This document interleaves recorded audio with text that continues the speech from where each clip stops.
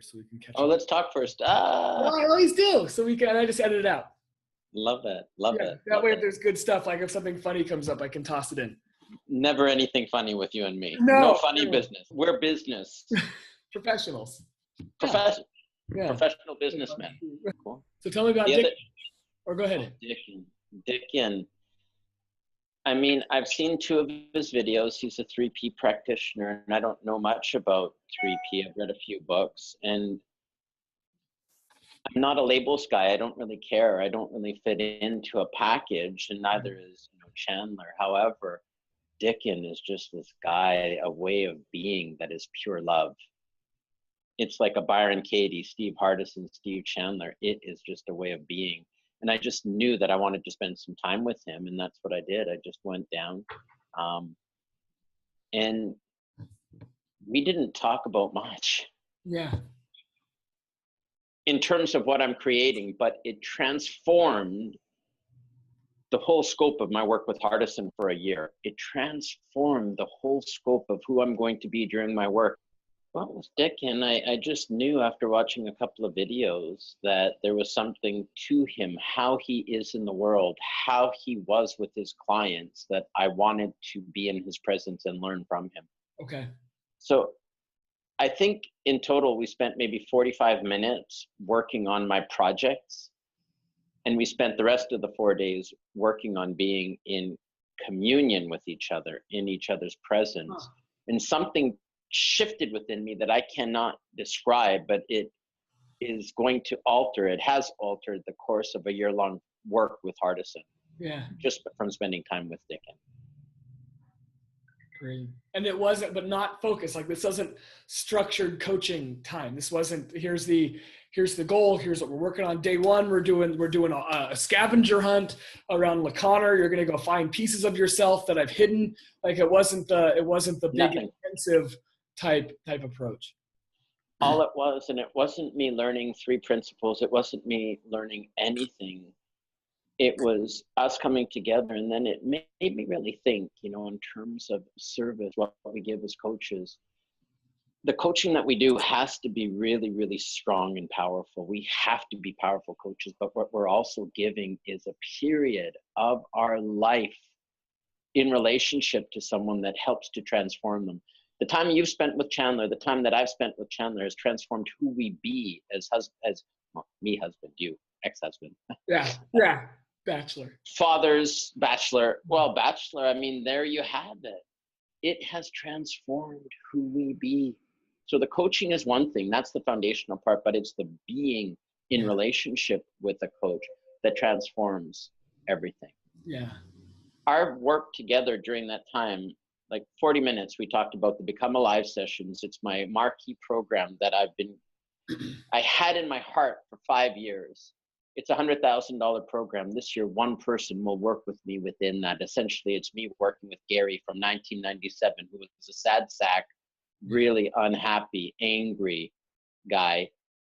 And we're going to do what I've done in 20 years in 1 year. So we talked about that for about 45 minutes. Yeah. In 4 days. The rest of the time, we just talked about what we talked about. I can't even pinpoint it. We created. We didn't make anything. We just created. Yeah. And it's transforming. It's transformed who I am with my son, with my wife. There is an ease and flow that I have with myself. And I'm a pretty easygoing surfer dude, but this is a new level.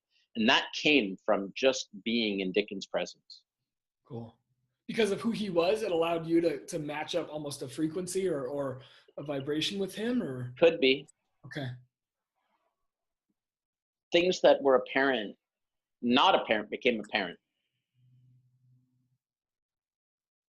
And just so we're clear, so I understand it, this was not a structured doing coaching program that he ran you through. This was not Dickin's 4-day intensive on how to get more in touch with yourself.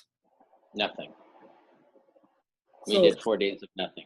And while I know, because I've experienced this as well, especially doing a year with Chandler, we would coach, but I didn't make hardly any money that year because we weren't coaching around me making money. Like that was kind of what I wanted out of it, was to get better at that. But the biggest value for me and working with him moving forward and being around other people at that level, and especially in a paid relationship, is like rubbing up together, like just being with that person and being open to what they bring. And there's something about how they carry themselves and how they live that I want. And they can't teach me that. There's intangible parts that I think are really hard for some people to sign up for, that you knew, because understand how this works, that if you go spend 4 days with this man, there's something's going to change in you, but you don't know what it is ahead of time. You don't know how it's going to happen. You just know you're not going to leave the same person. It sounds like it's exactly how it went.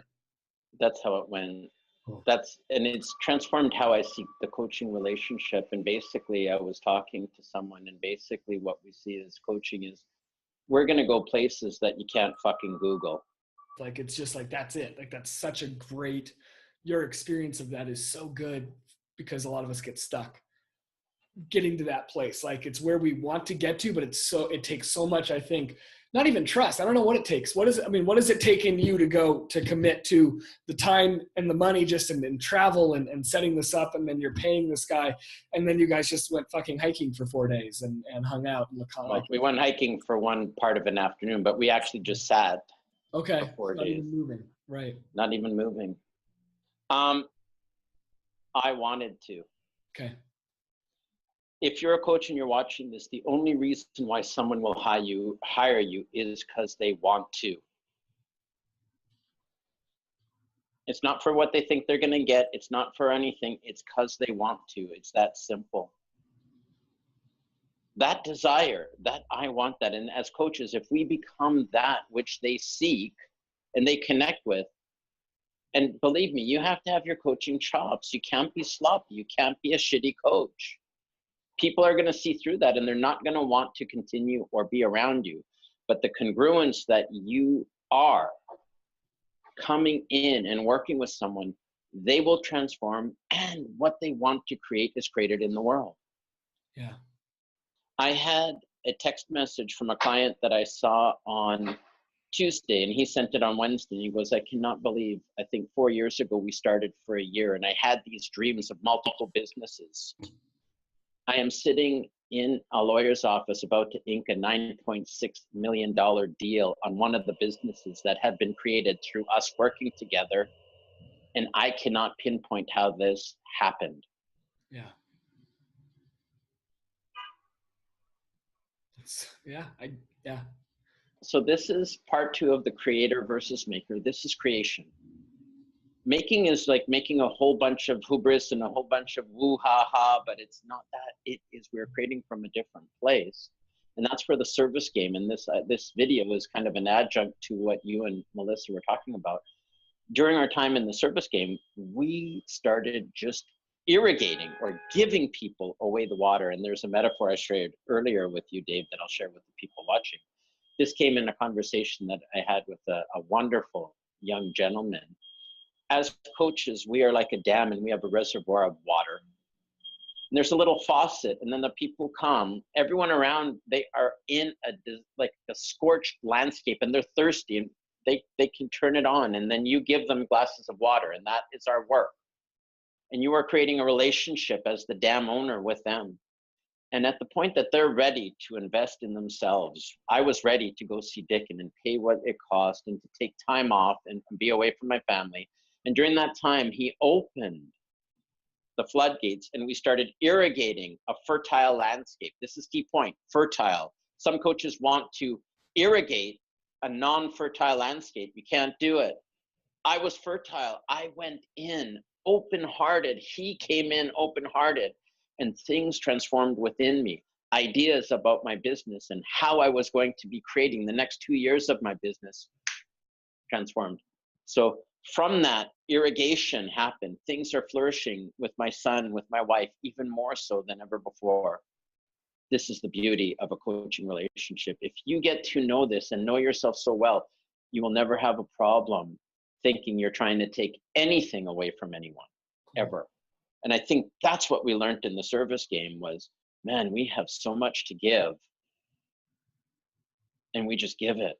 Yeah. And then when they're ready, the land is ready, we irrigate it, and together we start cultivating and start picking the fruit, and suddenly the relationships in their lives are flourishing, their businesses are flourishing. So that's the metaphor I wanted to share.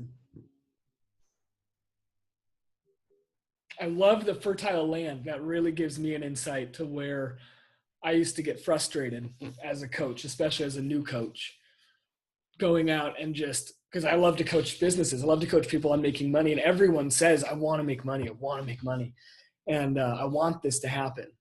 But they're not, they love the idea of it. They're not, like you said, they're not fertile clients. They're not ready. And once I understood that that piece was essential, life got so much easier for me. It got so much easier for me to offer what I do, to offer that water to everybody, because most people just want a glass. They just want to feel good for now. They just want, I'm dying of thirst. I just want a little bit. And then they take that and they go away and they get hungry again. I mean, they're thirsty again before they get home, but they're not ready to really do that work. They're not ready to take care of the land and like you said, make it fertile ground for something big to grow, because that actually takes some work. That requires that you go sit in you and let this come in and let it develop like you did. Most of us don't want that. We just want to go grab little bits of water as we need it and call that good. So we don't die of thirst, but we never actually get anywhere else. And once I got that was just most people's wiring, oh, it's such a relief for me. Like it was so easy now.